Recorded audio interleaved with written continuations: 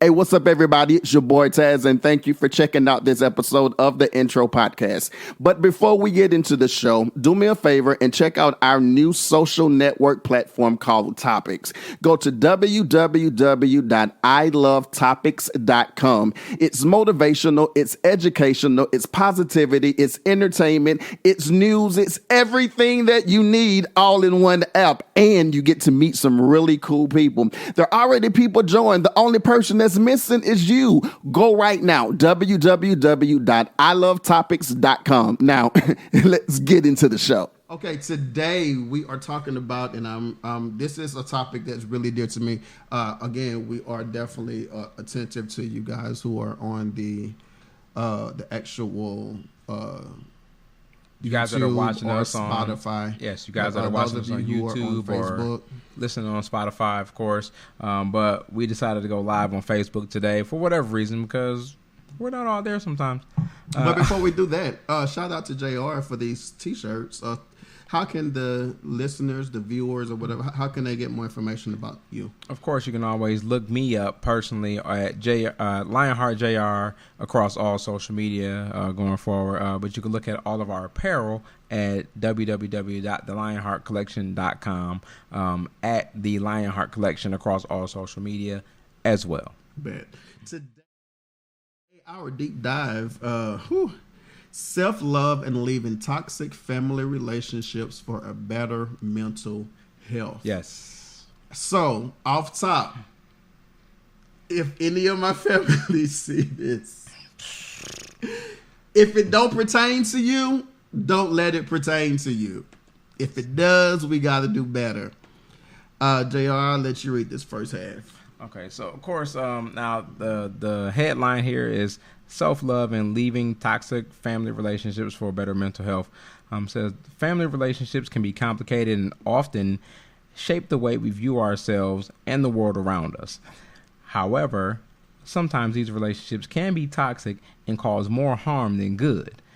It's important to recognize when a relationship is no longer serving our mental health and to prioritize self-love by making difficult decisions to leave. Okay, so let's go down. Skip all the yaya. Skip all the yaya? All the yaya, because I want to get to... Straight to the point. I want to get to the grits and the shrimp and grits. Here are some reasons why leaving a toxic family relationship can be beneficial for mental health.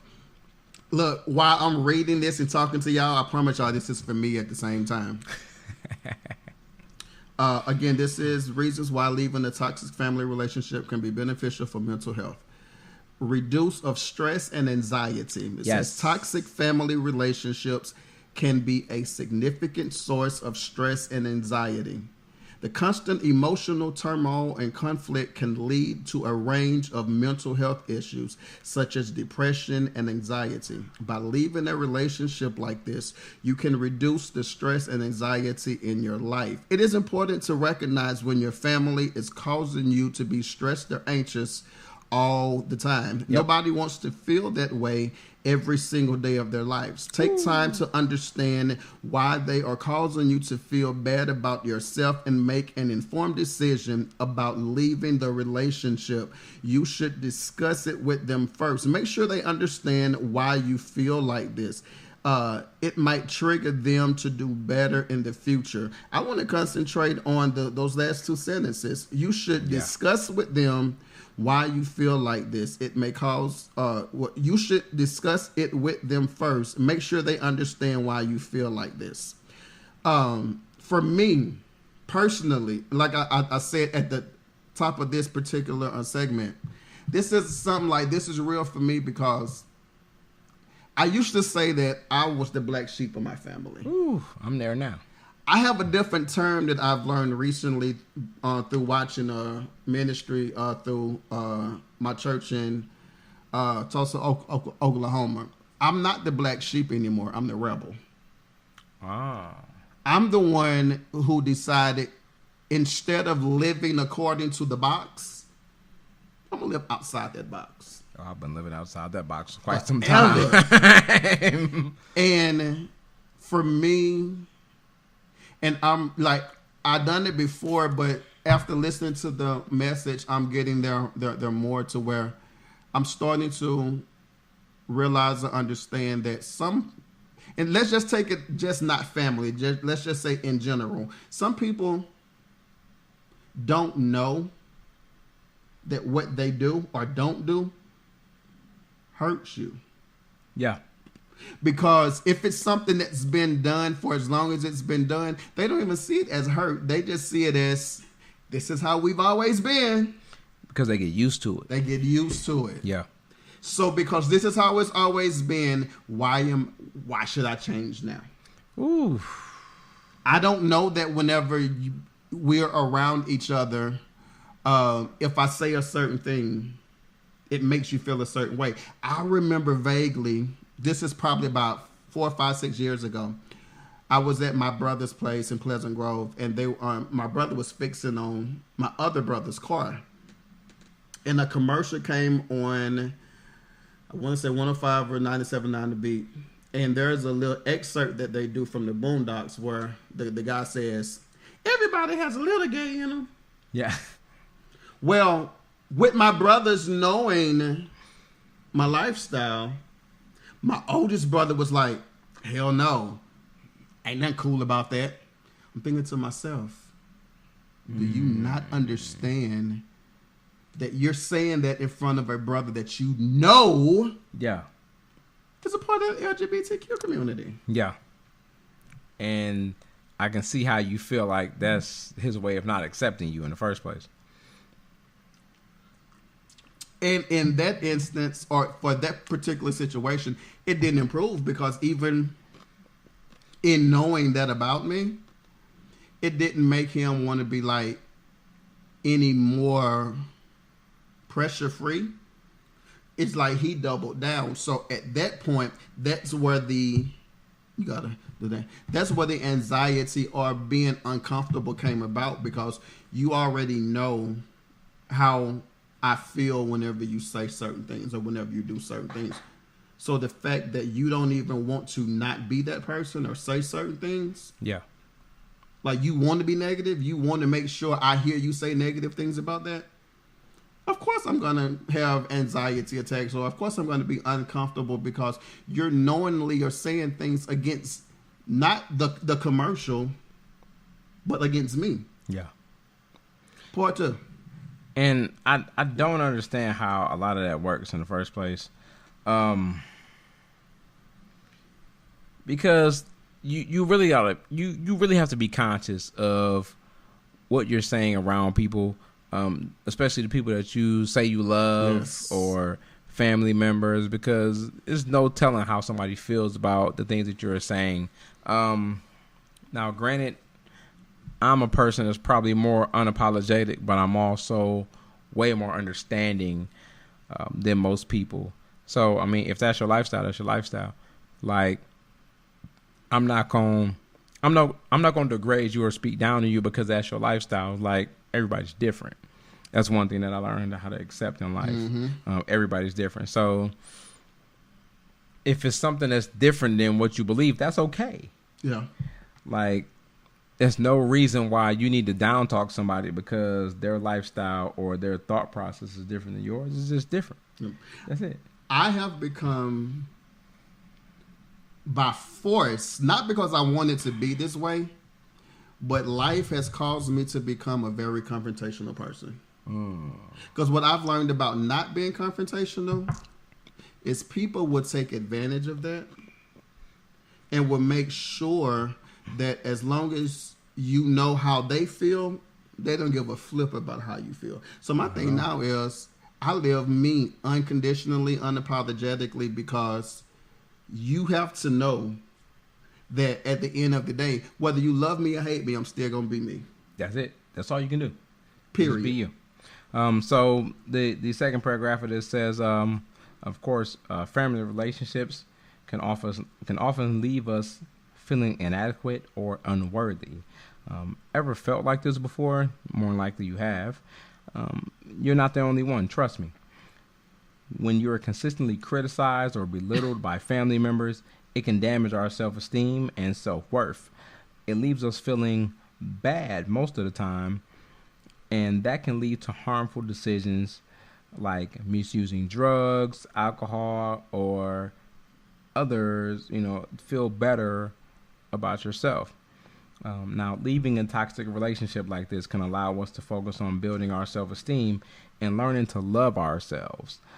For me personally, and this is what the person quoted, for me personally, it is the best motivator to sit down and assess my relationship with my family.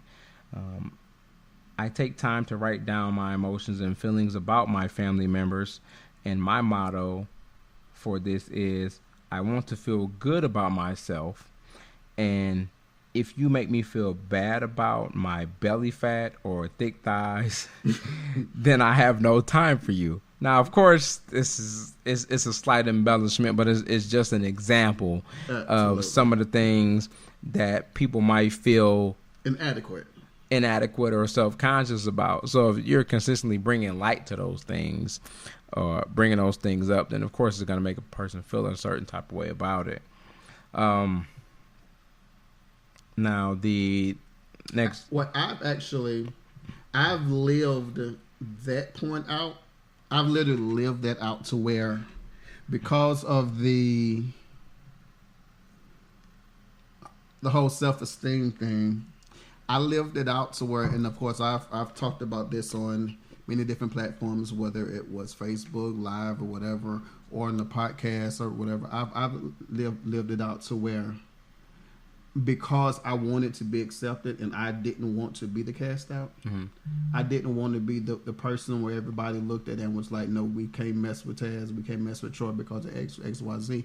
I lived out the point that instead of me and being happy and being alive, let me dumb myself down to do what everybody else want me to do. Kind of delude yourself. Completely. And what ended up happening for me, God's honest truth is, so I lived it in Fort Worth. I was married and everything, and because I wanted that to be my reality, I wanted to be accepted. I wanted to feel loved. My self-esteem was so low that it caused me to marry somebody who was probably a really, really, really good woman for somebody else, but because I wasn't happy, I almost killed myself. I would drink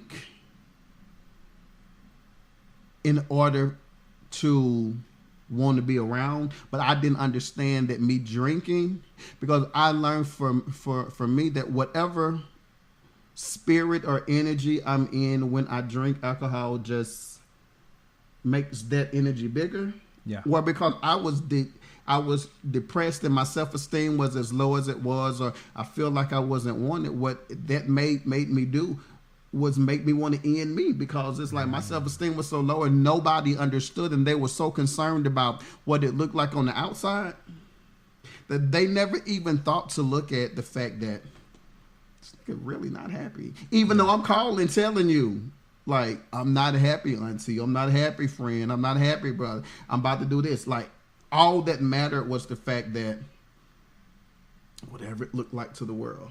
Yeah. That's my definition of toxicity, because like it was like, you love me but only whenever it looks good to everybody else. That's it. You like my post on Facebook, you repost, like you're in communication with me only when it's something that doesn't involve with who I really am. Yeah. So yeah. Next one was what? It's right there. Woo. Was it that one? No, that's the one that you just read. Okay. Freedom to be yourself, which is me right now. I'm so free, it's unbelievable. Freedom to be yourself. Next to go is the freedom to express and be yourself. Families can restrict our abilities to express ourselves and be true to who we really are. Many family members would judge you for what you want to wear, how you feel, how you want to live, how you want to talk, how you want whatever. Taking time to make sure you are able to be whoever you want to be is important. Acceptance from our family is vital for us sometimes, but We don't often get it. Yada yada yada. It is not. Yada yada yada. Thanks to Metro PCS for that. It is not worth it to squeeze ourselves into a pocket-sized world that they have created. Be free. Let them see the real you, even if it doesn't fit into their world. My advice. Leave. My advice, and I'm telling you, when I tell you, I feel like I'm in the pocket of this right now. Facebook, I'm in the pocket of this right now. If who you are don't fit into that to what everybody else want you to be, holla. That's it.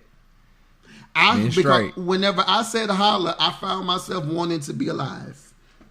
I found myself wanting to go from wanting to end everything because I was so unhappy to saying, okay, even though I may lose this amount of people, I'll lose them, but I'll still be alive.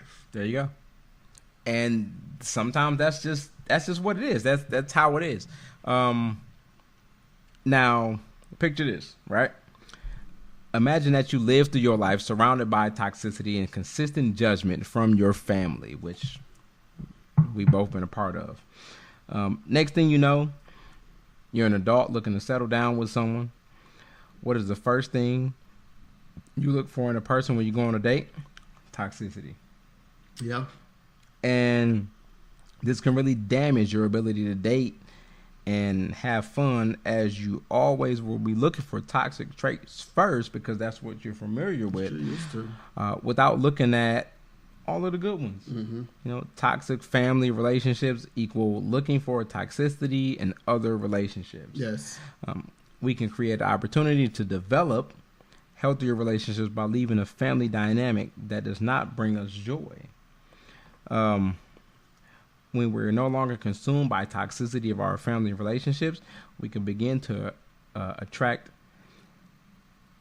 cultivative connections that are positive, supportive, and nurturing. Very, very true. I think for me, and I'm always going to speak from a personal standpoint so that nobody else will ever get offended. Mm-hmm. For me, after whether it was a relationship or family, after being in those toxic environments for so long, whenever anything new would come along, I would automatically concentrate on what's going to go wrong. Yeah. What are people going to say about XYZ? Yeah. And as often said, whenever you look for the negatives right off bat, you find it. And some of the negative that you find doesn't even exist until you make it that real. There you go. The law of attraction says what you focus on the most will happen. And in my case, it's literally like I focused because I got so used to, whether it was the family unit, I got so used to being around people who expected me to relate to certain conversations that I had no knowledge of, or I didn't really know how to relate to because it wasn't me. That whenever I got around other people, I would try to make myself relate. And because I didn't relate, it was like, you're in the wrong place, go home. I literally have had people in my life tell me, you don't belong here. Yeah. And sometimes it's like that. So, of course, in conclusion, leaving toxic family relationships can be a difficult but necessary step towards prioritizing self-love and improving your mental health by reducing stress and anxiety, improving our self-esteem, and creating space for our authentic selves. We are creating a world we fit in perfectly.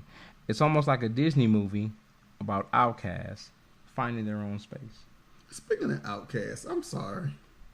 Back to this 50 years of hip hop. I'm sorry, Outkast.